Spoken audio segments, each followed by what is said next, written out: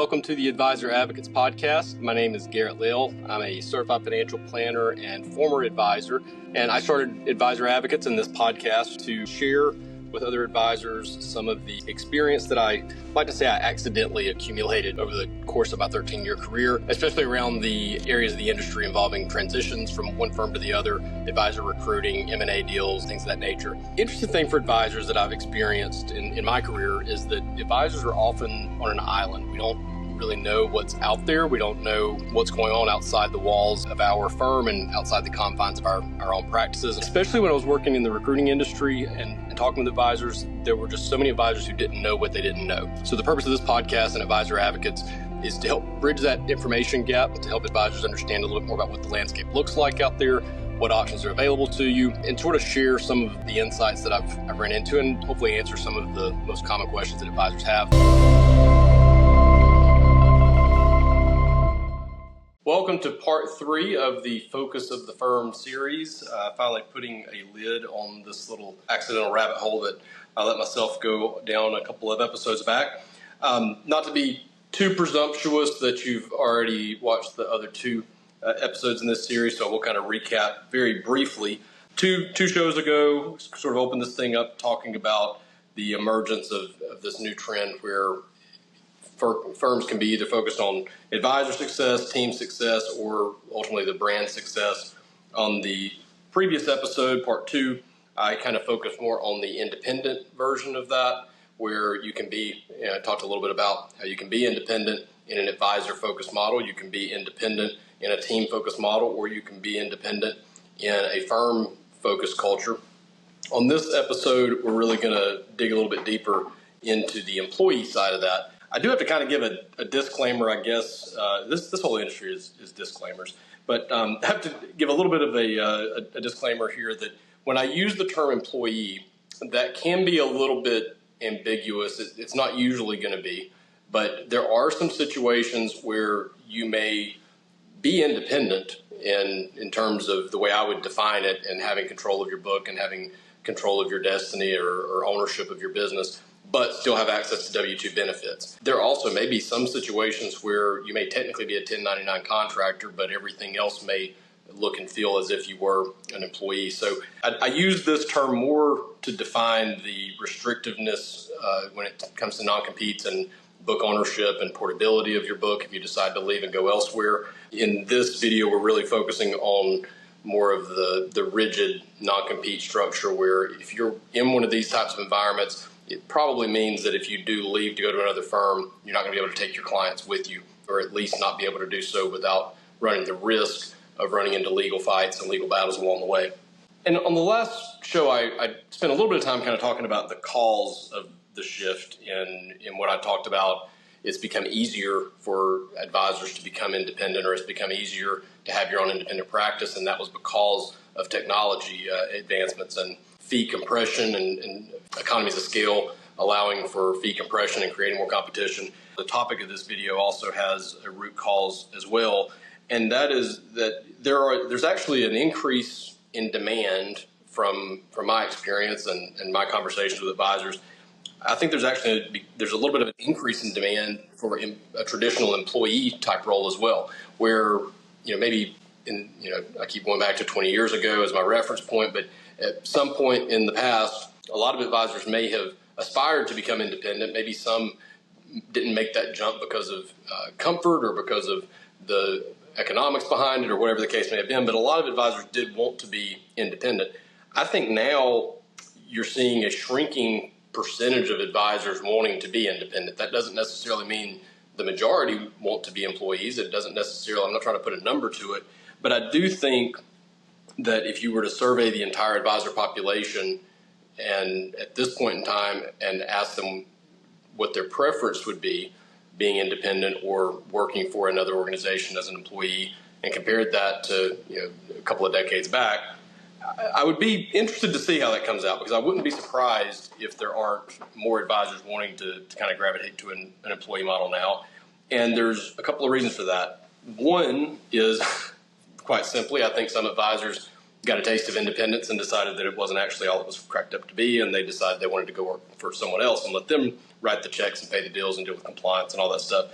But a more serious reason for that is that as we've seen a rise in the importance of planning and the fiduciary standards, as I kind of talked about on the first episode of this, it is starting to attract and really need a different type of professional that may not necessarily fit that traditional sales role or that communicator role or that relationship manager role. So you're starting to see more accountants and engineers and business executives and teachers and educators and a lot of different categories starting to come to the industry and starting to find that there's actually a home for them now where, maybe if you were a brilliant engineer who had a great mind for numbers, but you weren't very good at communicating, there wasn't really a place for you in the industry, 20 years ago. Now a lot more of those folks are finding homes where they can focus on what they're good at, do what they're good at, and still be able to thrive in that. And then you're also finding risk appetite to some extent. I was kind of joking about that a moment ago, but really there are a lot of advisors who are in the industry, like doing the work. They just don't want the responsibility of independence. They don't want the responsibility of having to file business tax returns, and they don't like having to craft their own employee benefits and find their own health insurance and all those types of things. They just want to show up, go to work, get a paycheck, and go home and be with their families and live normal lives. So I think because of that, and also as the industry is growing, the offers and the jobs and the opportunities that are there in the employee roles are starting to be a lot more competitive. I mean, when I was in college, first thinking about getting into this industry, I honestly thought, and I didn't know any better, I thought that being a financial advisor meant you went to work for a firm, you worked with your clients, you made the money, and then you got a salary plus bonuses based on how much money you made for your clients and how many accounts you had. I had no idea that it was 100% commission for the most part until my first couple of interviews and kind of learned that it was really hard to find a salary role in this industry. I can say for certainty now that there are a lot of really good jobs out there for folks who just want to be planners. They just want to have a job of working with their clients and be paid a salary or bonuses based on their performance, not necessarily based on their sales skills. And some of these salaries can be fairly lucrative with the right firms. They're still, I think I've done an episode on advisor compensation. I think a lot of employee type roles do gravitate to that $60,000, $80,000 a year range plus bonuses based on growth and sales and things of that nature. But there are some really good paying, $120,000, $150,000, $180,000 jobs out there. Kind of few and far between. They're not the easiest things in the world to find, but I do know of firms that are offering those types of roles and struggling to find people for them. So as the jobs are getting better and the demand for jobs like that are also increasing, you are starting to see this employee type of arrangement, but for a financial advisor, become more and more common. And within that structure, there also is that advisor-focused culture, team-focused culture, or brand-focused culture. So I want to spend some time on this show kind of peeling back what that looks like and maybe just providing a little bit more detail on who's the right fit for each of these roles, and also shedding a little bit more light on what types of firms are out there for advisors looking for those roles. So the first of these categories is the most commonly known, and of all of the categories that I've talked about in all three of these videos, really, this is probably the oldest, right? This is the financial advisor who is 100% sales-based, who's paid 100% on commissions, and their pay is going to be 100% correlated to their book of business, the size of their business, how good they are at building that business. But these advisors have basically decided that they will build larger businesses by working within someone else's organization than they would if they went out and created their own. And for a lot of advisors, they are not wrong in this. Even if you are an independent with all the support that the independent firms are providing now, there are some things that advisors are still going to have to do that some advisors just don't want to do.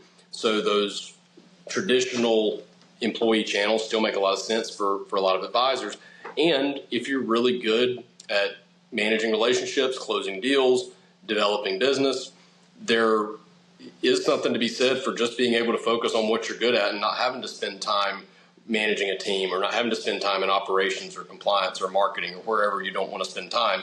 Show up, close the deal, get paid, rinse and repeat seems to kind of be the anthem of this cohort of advisors.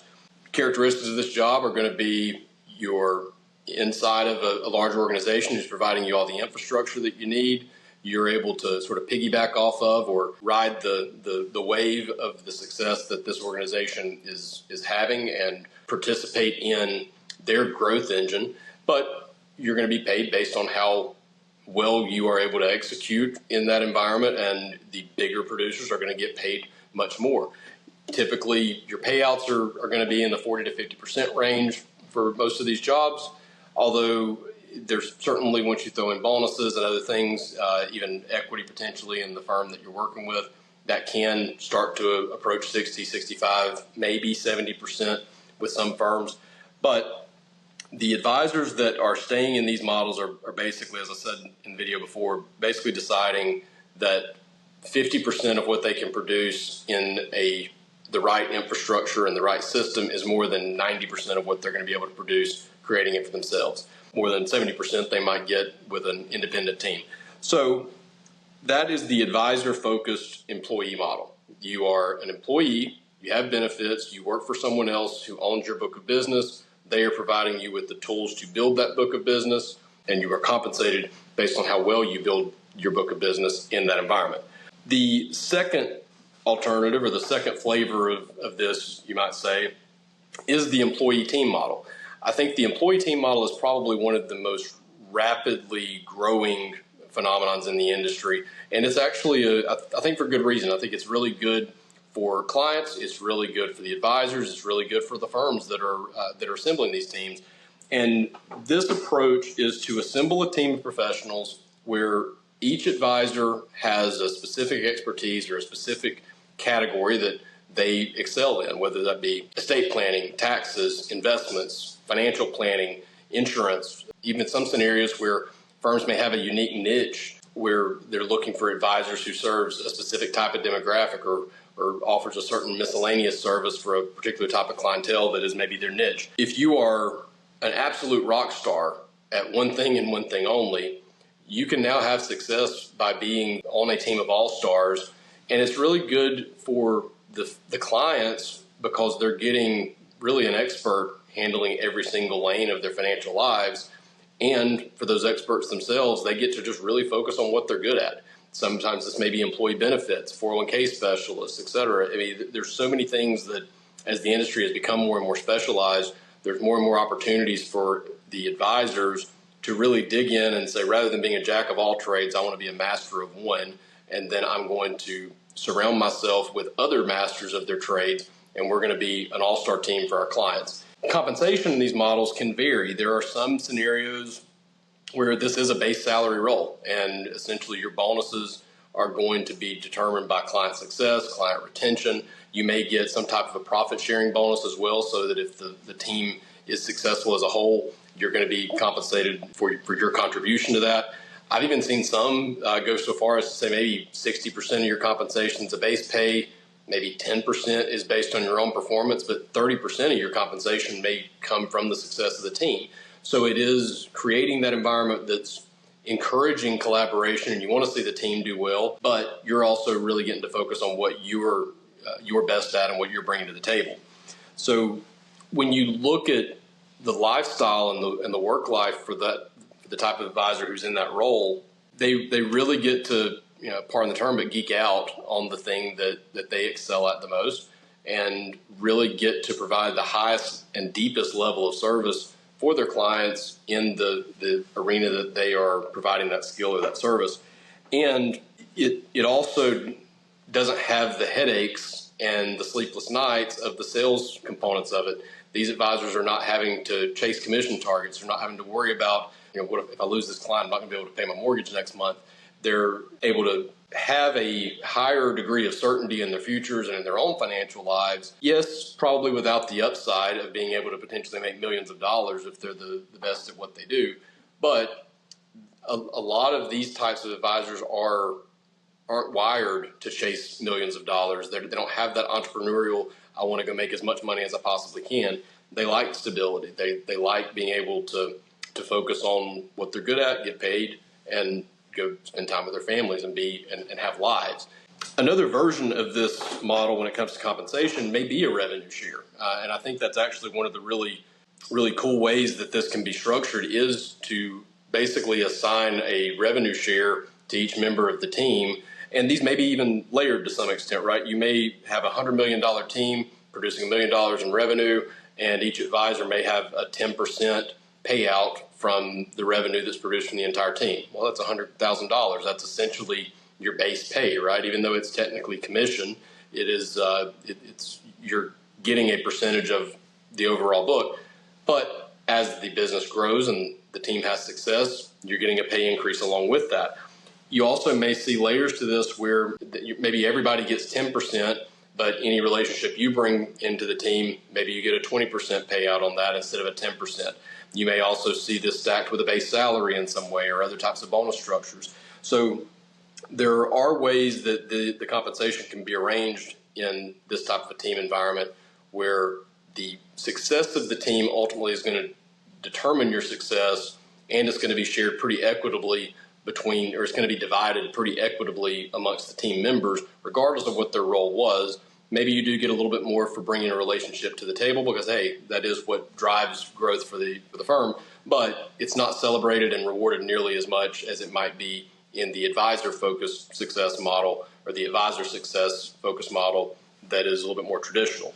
And then there are examples of employee-type roles that really celebrate and compensate based on the success of the firm more than the advisor or the team. And these can be really difficult to categorize because it typically is because a firm has carved out a specific niche of some way that they are able to generate revenue or some way that they're able to drive new business that is truly unique to them, and it's very difficult for others to replicate for whatever the reason.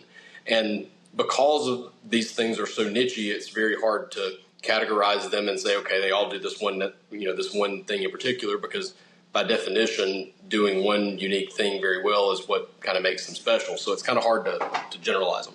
But an example of this might be a firm who has just a marketing super engine, and they have a fantastic digital marketing program, or they have a terrific YouTube channel, or they've got a great TikTok following, or whatever is out there nowadays, that whatever they're doing is generating so many new opportunities and new leads that an advisor joining that system is going to create more success for that type of advisor than they would be able to generate in any of the other models, or at least that's the perception. A good example of this, I came across an advisor a few years ago that was in this type of a scenario. They were only getting a 20% payout on the business they were generating, but they literally had leads set up on their calendar every day that they had to do nothing really to go hunt for. The firm themselves had a marketing engine that was generating legitimate bona fide leads that all this advisor had to do was show up, close the deal, and get paid for it. It really was kind of a shooting fish in the barrel type of a scenario. So 20% of a really big number is still more than 40% of a medium-sized number, or 90% of a really small number of eat what you kill type thing. So in those scenarios, the advisor might at some point get a little bit disgruntled and say, oh, I could go somewhere else and make twice as much, or hey, 4 times as much in some situations. But they have to really ask themselves, can I actually replicate what is happening here? And are these clients loyal to me, or are they loyal to the firm itself? Sometimes this may even come from a money management platform. Maybe there's a proprietary product that really is good, that if the advisor leaves, the clients can't take that investment and go with them. Or it could be that non-competes have a lot more enforceability. If I literally handed you a client on a silver platter and then you turn around and take that client across the street, that gives me a lot more legal leverage to be able to come back and say you stole that from me than if you went out and put forth the effort that generated the new relationship. You just did it under my flag or under my supervision, right? So in those types of scenarios, yeah, you are more captive to the environment that you're in. You are much more beholden to the firm, and it really is that firm success that is generating your success as an individual, and that is going to be reflected in your contracts. But it also starts to look a little bit more like the type of job that I was thinking that this was when I was in college, right? Of just show up, get clients, do good work, get paid well, move on. That is able to be created in some of those scenarios. The compensation can vary quite a bit in these types of roles, really, right? There may be some that are base salary plus bonuses based on how well you sell. It may be even like a hedge fund who's bonusing portfolio managers for their performance. There are a lot of different ways that this firm-based culture might, or firm-centric culture might compensate their advisors and their employees. But at the end of the day, two things are going to be in common. Number one, the majority of the compensation is going to be either a base salary or some type of a bonus that is dependent on the firm's success, or at the very least, if that firm is doing something very special and that is what's helping you to be able to close more business, if the thing that firm is doing goes away or they lose their competitive edge, it's going to have a direct financial impact on the employees and the advisors there. In those environments, it's going to be very difficult for an advisor to skate out the back door without violating their non-compete. And again, that non-compete is going to be pretty enforceable in those situations as well. One word of caution, though, when it comes to this type of thing, there are probably 10 firms out there touting that they have a bona fide marketing engine in place that is going to be able to create more for you than you would be able to do for yourself, for every one firm that's out there that actually does it. I come across a lot of these, or have come across a lot of these over my career, and there are some out there that when I talk to them and I get to know them and I vet it a little bit, yes, they're telling the truth. They really do have they can back up their statement. But I have talked to a lot of firms, probably, again, I don't know if 10 to 1 might be exaggerating it, but at least 5 to 1 more firms that think because they get 17 client referrals a year that they have a massive super engine that you should plug yourself into, and it's really just total BS. I don't mean to say it so bluntly, but that's exactly what it is. It's total BS. It's just an excuse for them to give you a lower payout than what you should get or what you might be entitled to. So if you are choosing to hitch your wagon to a firm because they have this super engine or they have this super special thing that is going to be able to generate more leads for you than you would have ever been able to imagine, just be extra careful to make sure that it really does deliver that. Talk with their other advisors, do your homework, check with me if I've come across them, whatever. But do some homework on that and just make sure that it is what it says it is. Otherwise, you may just be agreeing to take a huge cut in your payout for no reason. So hopefully in all of this, I've helped to reset the landscape for you just a little bit and helped you to understand a little bit more about what's out there and the different ways you can not only be compensated, but also just the different types of cultures and environments that are out there. And hopefully this gives you, even if it doesn't necessarily answer all your questions, hopefully it at least gives you sort of a fresher look at the way firms are positioning themselves, the way advisors are starting to gravitate to different types of roles in the industry. And as always, if you have any questions at all, or if I can help you in any way, feel free to reach out. Give me a call at 919-561-2436. That's in the description below as well. Shoot me an email to garrett@theadvisoradvocates.com. Go to theadvisoradvocates.com and schedule time on my calendar. Any way you'd like to get in touch, I would love to chat with you if I can help. I appreciate your time. Thanks for listening. Thanks for watching if you're on YouTube. And if I can help, love to chat with you soon.